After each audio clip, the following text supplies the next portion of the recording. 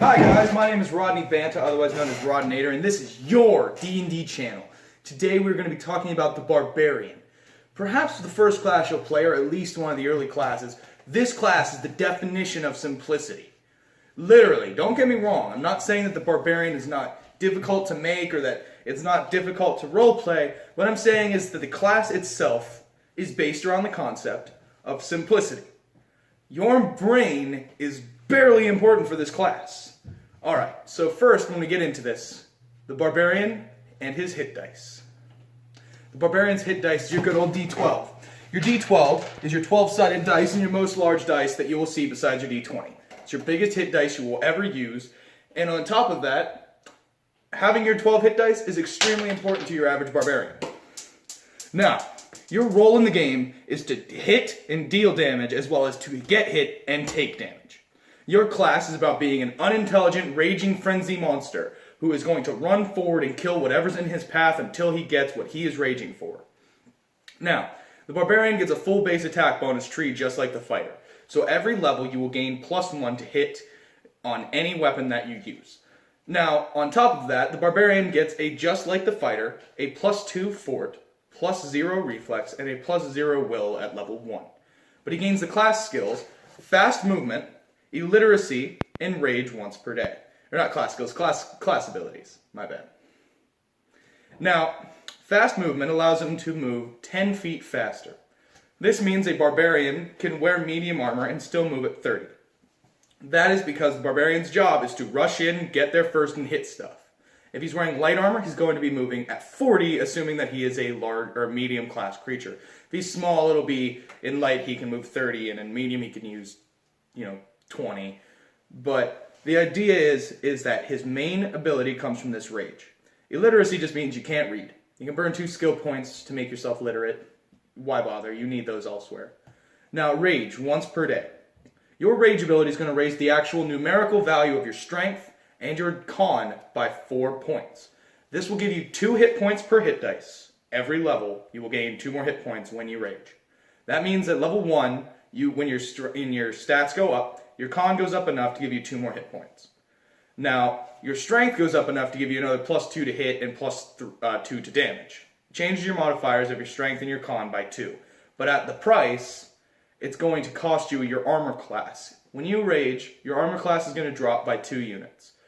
So keep that in mind. If you're being hit regularly, don't rage. But if you're against someone who is having trouble hitting you, raging is not going to cost you much. And remember, rage is best reserved for when the tides of battle need turned. A raging Barbarian can turn a fight that looks like death into a complete and total stomp on the opponent. Now, your Barbarian is a very simple class. His abilities are very easy to lay out. Fast movement, move quick. I already did that. I already did my class ability, so my list over here is actually wrong. But let's go ahead and get into our stats. Just like any character, we're going to give our stats 18, 16, 14, 13, 10, 8. Your most important skill on the Barbarian is going to be your strength. After that comes your con, and after that comes your dexterity. Simple enough. Now, if you want a higher armor class, you put your dexterity at the top, but that's going to cost you damage. And this character doesn't care if he gets hit. This character cares if he does hit. That's what he wants to happen. This character's job is to get hit and hit things. So your hit points should be very high. Shoot for a con of, 16 or above on a Barbarian. That'll really get you in there with your first level giving you 15 hit points. That'll really, you can wall up a good amount of enemies before going down, let alone when you rage. Okay, now, here's another little thing about rage hit points. Rage hit points, when you gain them, do not heal you. They are on the side of your normal hit points. Meaning, if you get hit to -2, but you still have 2 rage hit points, you're still up at 0. But if you end your rage, those 2 hit points vanish, you're -2, and you fall unconscious. Now, we're going to move into what you should actually put, because your intelligence, wisdom, and charisma do not matter. So let's just put your most important would be wisdom. After that, charisma and intelligence. Charisma, and after that, intelligence. So we're going to put our 8 in intelligence, our 10 in charisma, our 13 in wisdom. Then we're going to put our 18 in strength, our 16 in con, and our 14 in dex. Alright, so I'm actually going to jot that down for myself here because I don't have a character sheet in front of me today. So I'm going to put strength, dex, con, intelligence, wisdom, and charisma. Our strength was 18, our dex was 14, our con was 16, our intelligence was 8, our wisdom was 10, and our charisma was 13, right? Oh, that's what it is now. That's what I'm going to act it on. Those modifiers are, as always, 4, 2, and then 3, minus 1, plus 0, and plus 1. Plus 4, plus 2, plus 3, minus 1, plus 0, plus 1. That's the array that I give all my starting characters. Now, what we're going to do is we're going to go right into your weapon and armor selection as a barbarian. In the equipment section, our characters are supposed to have, as a barbarian, we get 4d4 times 10, so our maximum starting gold would be 160, meaning we immediately have to start looking at cheaper alternatives to the fighter. You get literally 80 gold less than a fighter does at first level. When we go into our weapons, you're going to want to go and immediately look at the two-handed martial weapon area. That's a barbarian's specialty. So, our barbarian is going to have to probably choose between a great sword, a great axe, a great club, falchion, anything along those lines. You're looking for something two-handed and wallopy. Because remember, this hand and this hand added together gives 1.5 times your strength modifier. And that includes when you rage. So when you rage, you'll get a plus 3 to damage if you're two-handing, instead of only a plus 2 if you're one-handing. So, I would say we'll pick him up a great club because it's pretty stereotypical. Our 160 gold, less our great club, which is going to cost us 5 gold pieces, leaves us with 155.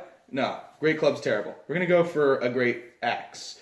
Our great axe, our 160 gold, less our great axe, 20 gold, is going to leave us with 140 gold pieces left to spend on our armor. So let's go ahead and move. And also, while we're at it, we have a great club. We have a great axe. We are also going to be picking up.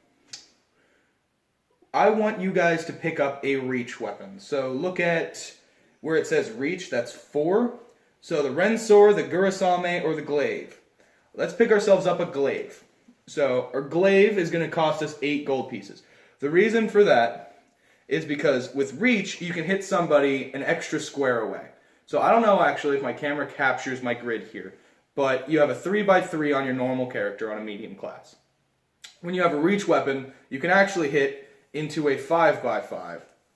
So you can hit enemies one additional square further away, meaning they proc attacks of opportunity one more square away, allowing you to get your attack of opportunity more commonly.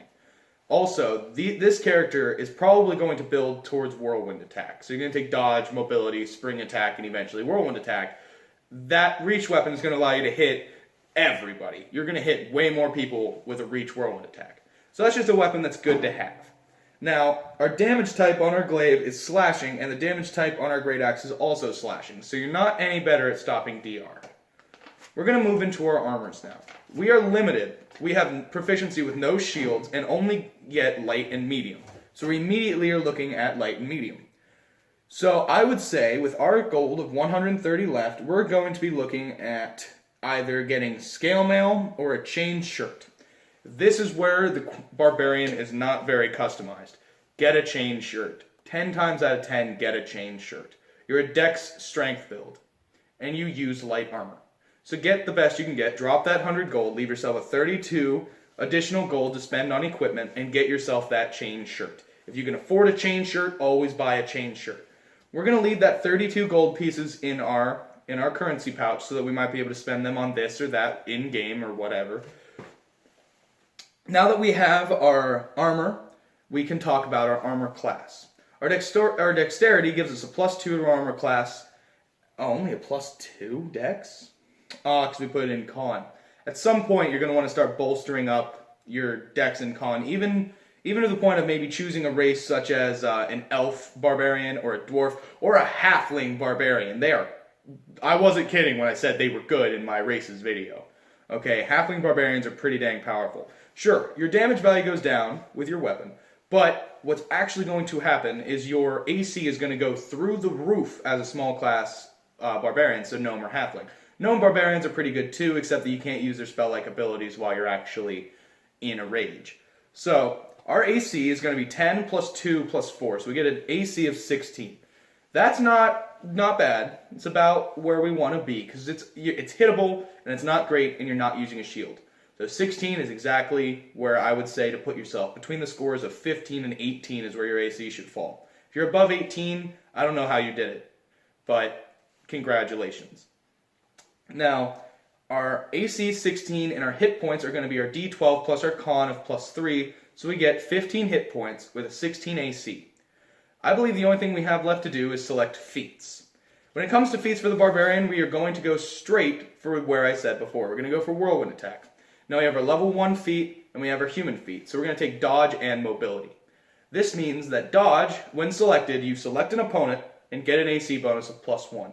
Mobility means that anytime an opponent gets an attack of opportunity on you, your armor class is treated as 4 points higher.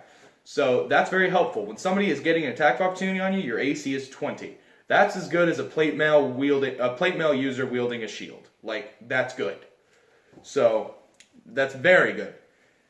So that uses our feats. At level 3, you're going to get another feat. That feat would go towards Spring Attack, and then at level 6, you would get Whirlwind Attack, and you would just never lose. Now, our roleplay of a Barbarian is where it gets a little bit complicated. The class itself is exceptionally simplistic. There is nothing tough about playing a Barbarian. You run in, you get hit, you hit stuff, you do damage, you take damage, you fight until you die, or because really you don't flee. So think about how a Barbarian was raised.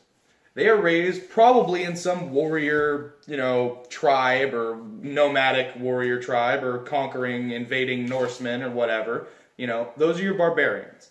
So you're going to want to give them this strength is why I respect you kind of mentality. And they have to be chaotic. So they're never really, or they have to be non-lawful. So they never really respect the laws of the area that they are placed in. They're always going to go towards the laws of their own people, which usually are pillage, rape, murder, whatever. You don't have to include, rape or senseless murder. But if you're fighting something, your character is probably going to view every single fight ever as a fight where I'm trying my hardest to kill you unless you're a friend of mine and we're just having a friendly bout. You are a barbaric person. When people are sitting down playing darts, you are arm wrestling. When people are standing up playing darts, you're sitting down arm wrestling. When people are betting on the arena, you're in the arena. Like, your job is to fight even more than the fighter. Where a fighter tends to sit down and get civil, a barbarian's not likely to feel very comfortable unless he's in a tavern, out adventuring, or dealing battle with something. So that inner struggle of, I need to be in combat all the time that you were raised in makes a great roleplay element. You don't feel comfortable in dungeons. Dungeons are closed in. There's dirt on top of you. Your ancestors sailed the seas and fought coastal towns, or you seized fortresses, and you're horse lords. So the role play of your character should be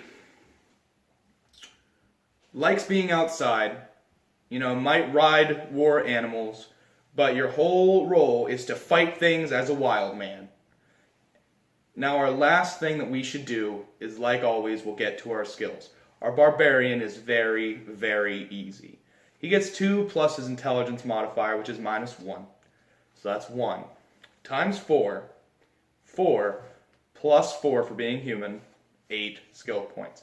And our class skills are not important. They're all basically strength-based. What you are going to take, what I would recommend every single time that you play a Barbarian, 100% of the time, is to take Intimidate. Intimidate, climb, swim, and ride. Put your ranks into those skills. Your max ranks at any given level are going to be 3 plus your level. So at level 1, it's going to be 4.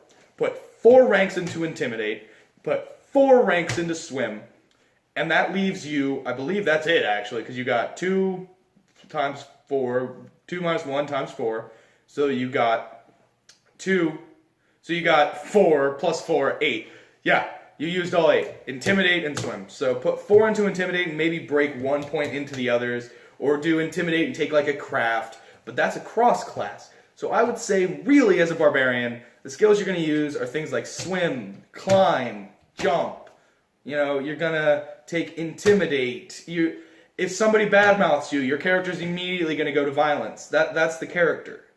And I'm not saying that barbarians are bad. I love to play barbarians. They're actually like my third favorite class. But roleplay wise, they're kind of dry. As a class, they're kind of dry. But that's where I'm going to introduce you to a character concept. This is something I don't think I've gotten to in my other videos. My favorite barbarian I ever played was a dwarf. So you take your dwarf, and usually what I did was I put my 18 into my con, because I had an 18 at the time, putting it to a 20. And the goal of the character was I was a 2-weapon fighting barbarian. So I took my level 1 feat, was 2-weapon fighting. So I had a dexterity at least high enough to do that. My character bought a dwarven war axe and a dwarven war axe, which he had proficiency for as a dwarf. And I did 2-weapon dwarven war axe fighting. I took a -4/-4 after everything, because neither of those weapons is light. But my damage output was like, my AC was somewhere around 16, and my damage output was 2d10 plus like 8, or plus like 6. It was like, wah, wah, wah, wah, wah. And as I leveled up, my character got so unbelievably unstoppable that the DM killed the campaign. And that's why I have some reservations with getting powerful barbarians. Because barbarians actually are a game breaker. You have a wizard, he's 45 feet away conjuring a spell, and the goal is to have your characters get to him and fight him, but he's going to cast this spell. Wrong. Barbarian is going to charge, bull rush him into the wall, and instantly kill your level 12 wizard, even if they're only level 10s. Even if they're only level 6s, that can happen. Because the wizard's going to be like, oh, I get an attack of opportunity with what? My fists? And then the barbarian kills him, because he's a 4-hit die wizard. Even if he's got 40 hit points, your barbarian's going to kill him. It's that simple, Or he's going to grapple him, okay, he's going to pin him, and then his buddy's going to walk over and coup de grace him. There's a lot of reservation with making a powerful barbarian just for your DM's sake. Now, I'm sorry for saying all that about the barbarian at the end, but honest and truly, that's how it works.